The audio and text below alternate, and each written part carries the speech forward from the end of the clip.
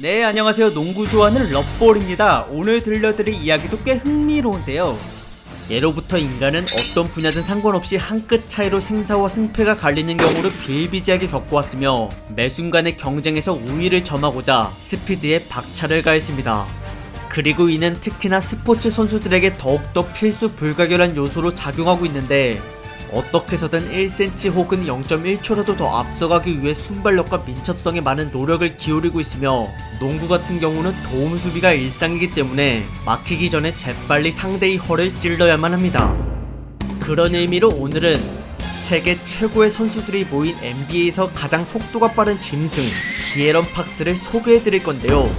그의 순간 최고 속도는 시간당 무려 40.2km.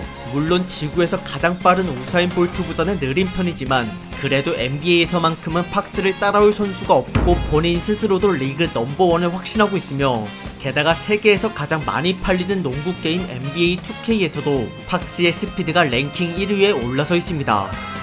실제로 그의 돌파를 보고 있자면 단순히 빠르다는 느낌보다는 공중에서 쓰는 경공술인 허공답보를 떠올리게 되는데, 심지어 이 때문에 상대 선수가 은퇴를 결정하게 된 적도 있다고 하니 대체 얼마나 빠르길래 이리 호들갑인지 지금부터 그의 진짜 모습을 한번 살펴보도록 하겠습니다.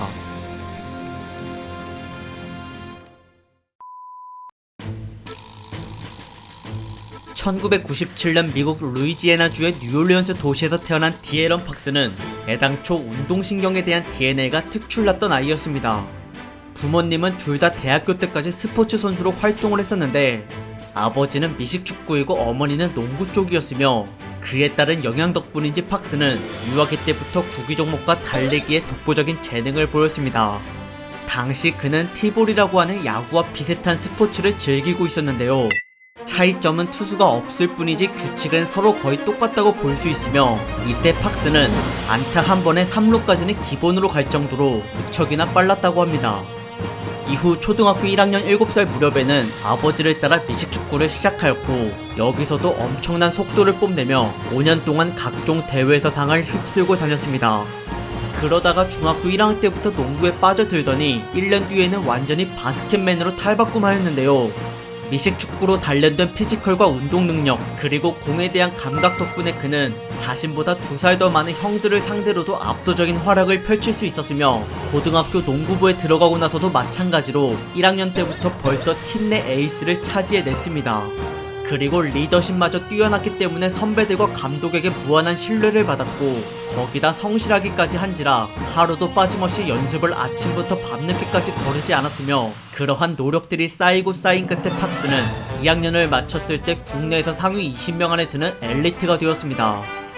게다가 유튜브와 SNS의 화력까지 더해져 금세 그는 전국구로 유명해졌는데, 이 시기부터는 정말로 진지하게 NBA를 목표로 삼기 시작했으며, 이를 위해 전보다 훨씬 더 많은 시간을 농구에 쏟아부은 결과 팍스는 평균 23.8득점이었던 3학년 때의 기록이 4학년 졸업반 때 32.8득점으로 올라서는 놀라운 성과를 이루어냈습니다. 폭발적인 스피드를 토대로 40득점 이상을 8번이나 했던 그는 자신과 비슷한 성향의 NBA 선수들에게 빗대어지면서 스카우터들에게 뜨거운 관심을 받았는데요. 그에 걸맞게 본인도 미국 최고의 유망주들만 불러들이는 각종 이벤트성 대회에서 MVP에 버금가는 존재감을 내비쳤으며, 이러한 활약들 끝에 그는 미국 전체 고교 선수들 중 6등으로 평가를 받게 되었습니다. 이후에는 명문으로 손꼽히는 켄터키 대학교에 진학하였고, 여기서 그는 14개 팀들이 경쟁하는 지역구에서 우승을 차지해냈으며, 추가로 어시스트 부문에서도 1등을 달성하였습니다. 그 다음에는 야심차게 전체대학 토너먼트로 뛰어들었는데요. 첫 번째 경기였던 64강을 가뿐하게 넘겨버린 그는 이어서 열린 32강전도 무난하게 통과했으며, 그러다 우승 후보였던 UCLA와 맞붙게 된 16강전에서는 그 누구도 예상치 못한 결과를 보여주었습니다. 당시 상대팀에는 론조볼이라고 하는 동갑내기 선수가 있었는데, 포인트가드 포지션으로는 항상 그에게 밀려 2등으로 평가를 받아왔었기에 팍스는 이번 기회에 반드시 누가 더 위인지를 매듭짓고자 했으며, 안 그래도 그쪽 아버지가 자신의 아들을 바이럴 마케팅으로 띄워주고 있는 모습에 심히 질색을 하고 있던 참이었습니다. 이에 팍스는 경기가 시작되자마자 미친듯이 상대 수비진을 들쑤시고 다녔고, 이러한 무차별적인 공격에 아무런 손을 쓰지 못한 UCLA는 그에게만 무려 39점이나 허용하고 말았으며, 결국 이 대결은 켄터키 대학교의 11점 차 대승으로 마무리가 되었습니다. 그렇게 론조볼을 보란듯이 완벽하게 제압해버린 팍스는 한 계단 더 올라 8강에 진출하였는데요. 비록 여기서는 75대 73의 2점차 패배로 아쉽게 탈락을 하고 말았지만, 그래도 바로 직전의 폭발력으로 세간의 모든 이목을 휘어잡았기 때문에 그는 2017 NBA 드래프트에서 60명 중 5번째로 뽑히는 영광을 누리게 되었습니다.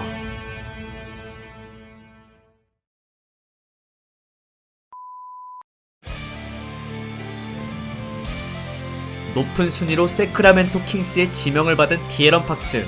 하지만 처음에는 그에 관해 우려 섞인 목소리가 많이 들려왔습니다. 키는 190cm로 포인트 가드로서는 제법 괜찮은 편이었으나 몸무게가 겨우 77kg밖에 나가질 않아서 이 같은 왜소한 피지컬 가지고는 NBA 무대에서 성공을 기대할 수가 없었으며, 게다가 아무리 대학 커리어를 우수하게 마치고 왔다 하더라도 3점 성공률만큼은 24%로 바닥을 쳤었기 때문에 넓은 범위의 다양한 공격 전술을 소화해내기에는 역부족인 듯 보였습니다. 허나 그는 이 걸림돌들을 달리기 하나만으로 부셔버렸는데, 최고 속도가 무려 시간당 40.2km였던 팍스는 속공이든 지공이든 상관없이 스피드로 상대 수비를 초토화시켜댔으며, 게다가 3점 라인부터 골대까지 걸리는 시간이 고작 1.3초 미만이었기 때문에 한 번 빈틈을 보이면 눈 깜짝할 사이에 득점이 끝나버렸습니다. 이는 마치 빨리 뛴다는 느낌보다는 오히려 날아다닌다는 표현이 훨씬 더 어울렸고, 거기다 볼핸들링도 꽤나 준수했으며, 그 와중에 스텝까지 변칙적으로 밟으면서 달려오다 보니 막는 사람 입장에서는 부담감이 장난 아니었습니다.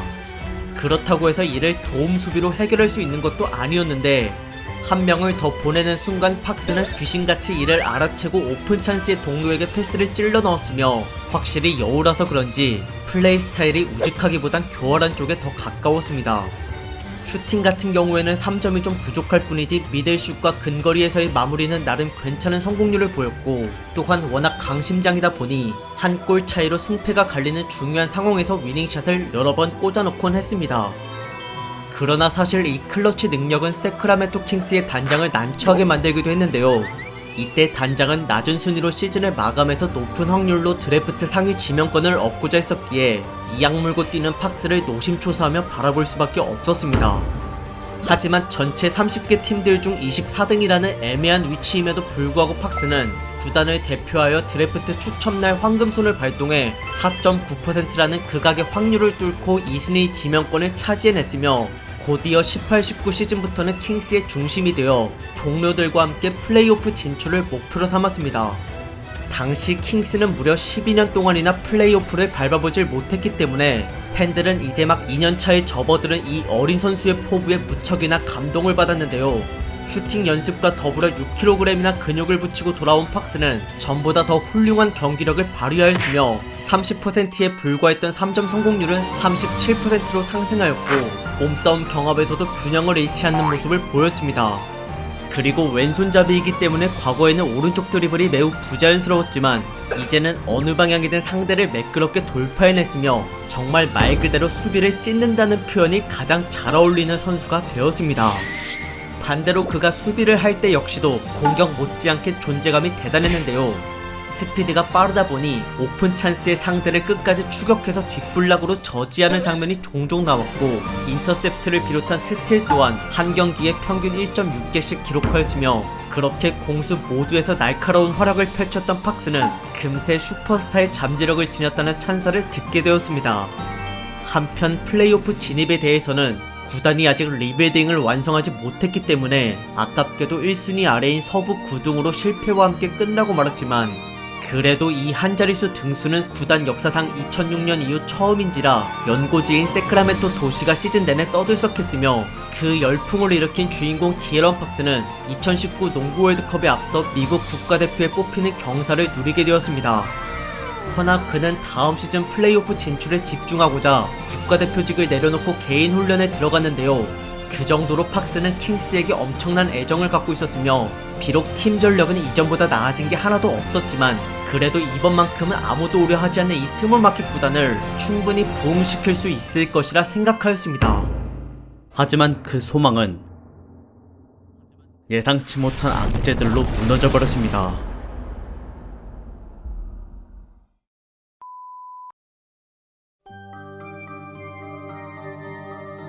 야심차게 19-20 시즌을 맞이했지만 개막전에 29점 차로 깨지고 거기다 주요 멤버의 부상까지 발생하면서 끝내 킹스는 시작부터 5연패의 굴욕을 맛보고 말았습니다. 게다가 얼마 지나지 않아서는 팍스마저 부상을 당했다는 소식이 들려왔는데요. 그나마 다행히 발목을 접지른 선에서 그쳤기 때문에 그는 한 달 만에 돌아올 수 있었으며 자신의 생명과도 같은 스피드도 원래대로 회복되었습니다. 비록 3점과 자유투에서 매우 불안정한 기복을 보이고 다른 핵심 팀원들의 부상과 부진, 그리고 감독의 역량 부족 등의 여러가지 악재가 겹치는 바람에 복귀하자마자 8연패를 당하긴 했지만 그래도 이 절망스러운 분위기는 2020년 새해를 맞이하게 된 이후부터 팍스의 부활과 함께 점차 호전되었고 이제 그는 리그에서 가장 빠른 선수라고 당연시 될 만큼의 엄청난 돌파력을 보였으며 이와 동시에 킹스 역시도 서부에서 가장 템포가 빠른 팀으로 올라서게 되었습니다. 그리고 3월에 중단되었던 리그가 7월 말에 다시 재개되었을 때에는 첫 경기부터 팍스가 무려 39득점의 커리어 하이 기록을 세웠는데요. 어느 날은 30득점과 10개의 어시스트로 15점차 대승을 이끌기도 했으며 시즌 재개 이후부터 종료까지의 6경기 동안 그는 평균 26.2득점의 필드골 50%를 기록하였습니다. 하지만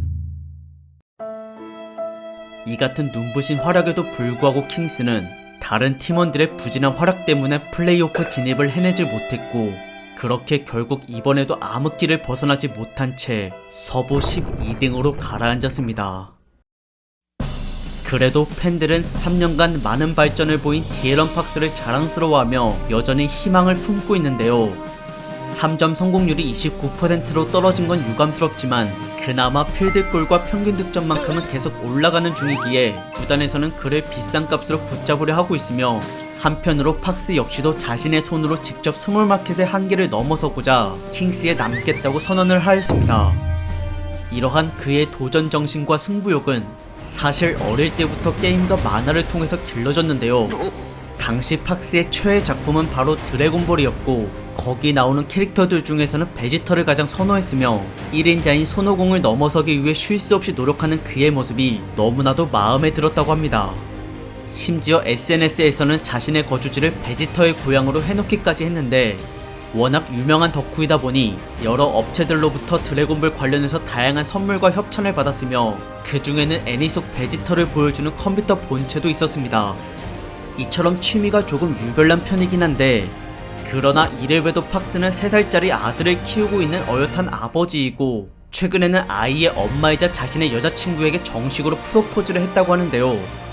제 개인적인 바람으로는 다음 시즌에 세크라멘토 킹스에게도 프로포즈를 성공했으면 좋겠고 게다가 아직 성장할 여지도 많이 남아있기에 2년 안에 최소 올스타까지는 충분히 가능하다 보고 있으며 과연 이처럼 속도만큼 그의 커리어도 빠르게 치고 나갈 수 있을지 한번 기대를 걸어볼까 합니다.